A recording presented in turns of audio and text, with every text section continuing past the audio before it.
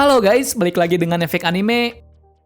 Pada part sebelumnya, Boruto pergi ke masa lalu untuk menghentikan Urashiki. Dan karena kejadian tersebut, ia bisa tahu apa yang dirasakan ayahnya dahulu sampai bisa menjadi Hokage. Karena hal tersebut juga, Boruto sedang mulai menentukan dirinya bisa menjadi shinobi seperti apa. Tapi sebelum kita menuju topik utama, jangan lupa untuk klik tombol subscribe dan juga tombol loncengnya agar selalu mendapatkan update seputar alur cerita anime dari kami. Dan berikut alur cerita Boruto Part 8 versi Efek Anime.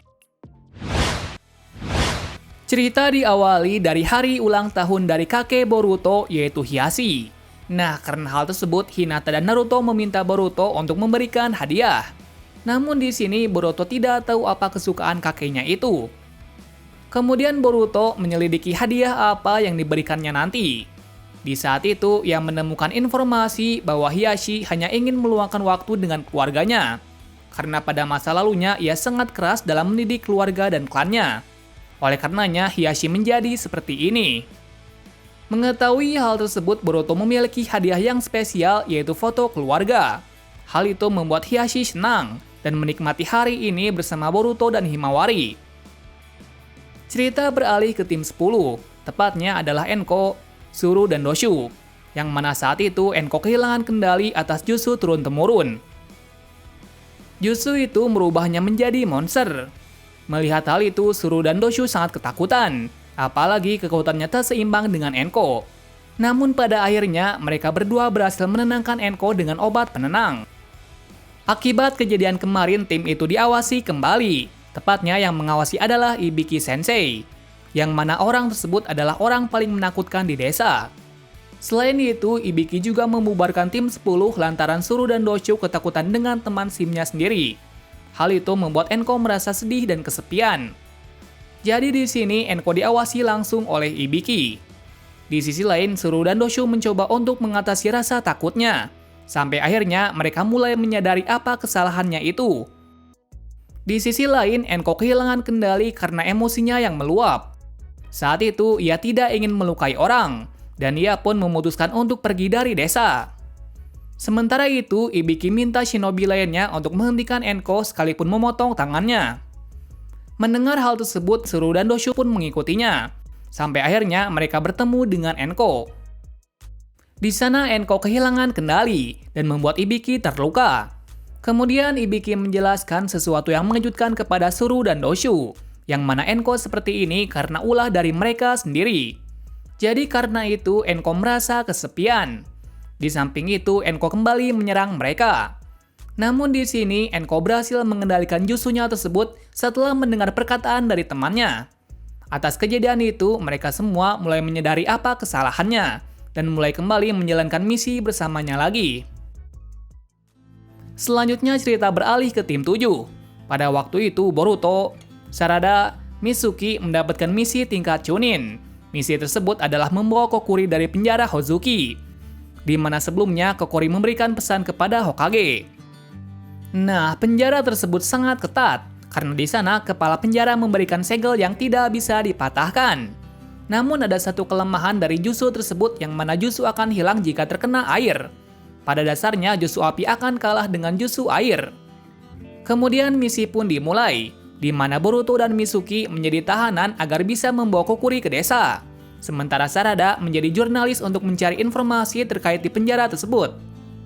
Nah, di sini Hokage meminta bantuan kepada kepala penjara yang bernama Mujo agar memantau Boruto dan lainnya.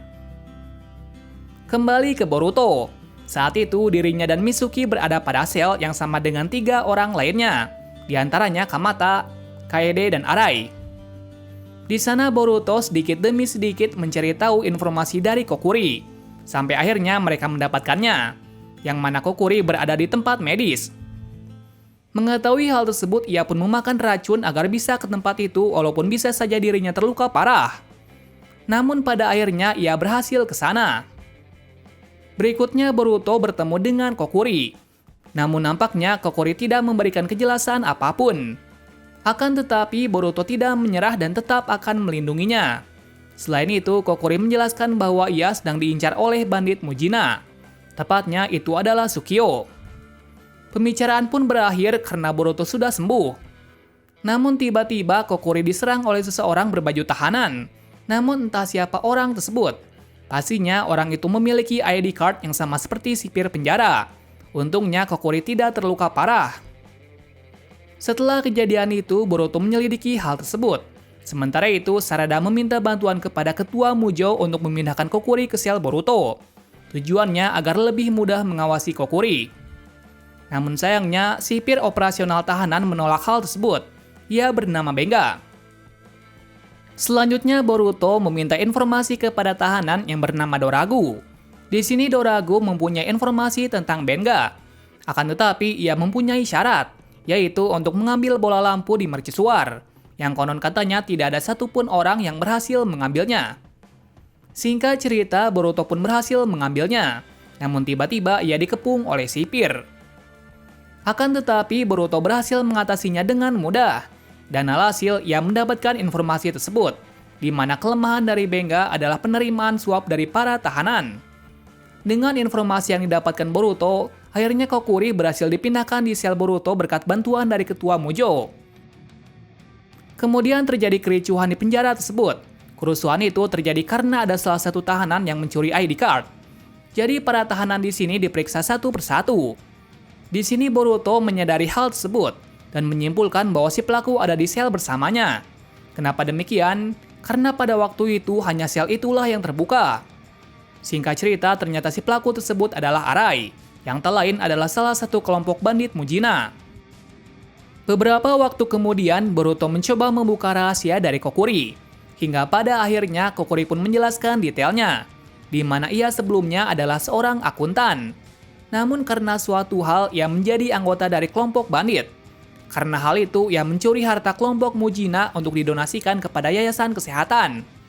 Namun nasibnya itu masih sial saat dia membantu orang lain, yang ternyata orang tersebut adalah penjahat. Dan pada akhirnya ia dipenjara di sini. Mengetahui hal itu, Boruto tampak senang lantaran Kokuri telah mengakui semuanya. Di sisi lain diperlihatkan ketua Mujo yang memecat Benga karena telah menyalahgunakan wewenangnya. Namun tiba-tiba penyakitnya kambuh. Jadi di sini Benga menggantikan kepemimpinan dari Mujo. Setelahnya ia pun memindahkan sel dari Kokuri bersama teman-temannya dahulu, yaitu bandit Mujina. Kenapa demikian? Karena sebelumnya Sukio telah menyuapnya. Selain itu Sukio juga menjanjikan harta bandit Mujina yang dibawa oleh Kokuri. Mendengar hal tersebut, Boruto terkejut dan memulai rencana terakhirnya, yaitu kabur dari tempat ini. Setelahnya Boruto, Mitsuki, dan Sarada membuat strategi agar bisa keluar sambil melepaskan segel Tenro di tubuh Kokuri. Namun sayangnya rencananya diketahui oleh Benga.